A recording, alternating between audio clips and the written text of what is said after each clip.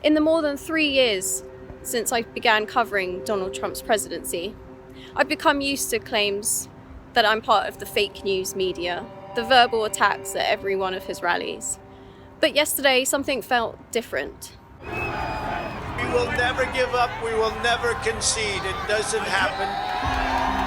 I was outside the White House as Donald Trump addressed the tens of thousands that gathered in the US Capitol to show their support for the US president and express their frustration with the election result.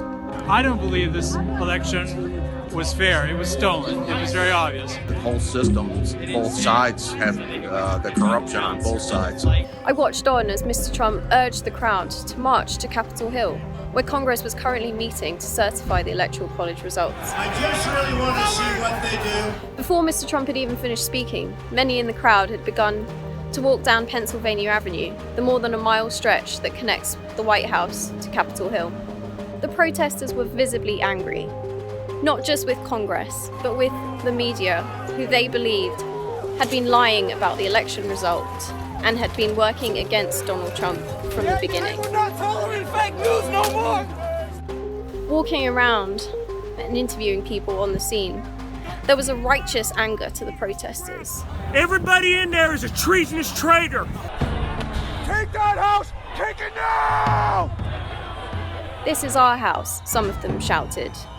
Others yelled traitors, referring to the congressmen within who were voting to certify Joe Biden's victory in the Electoral College. Traitors! Traitors! Traitors! Traitors! They call us anarchists now!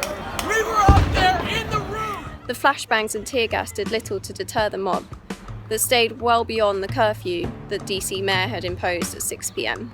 Eventually, the crowd was cleared, and Congress got back to the job of certifying the election result. The chair declares the joint session dissolved. But that anger hasn't gone away.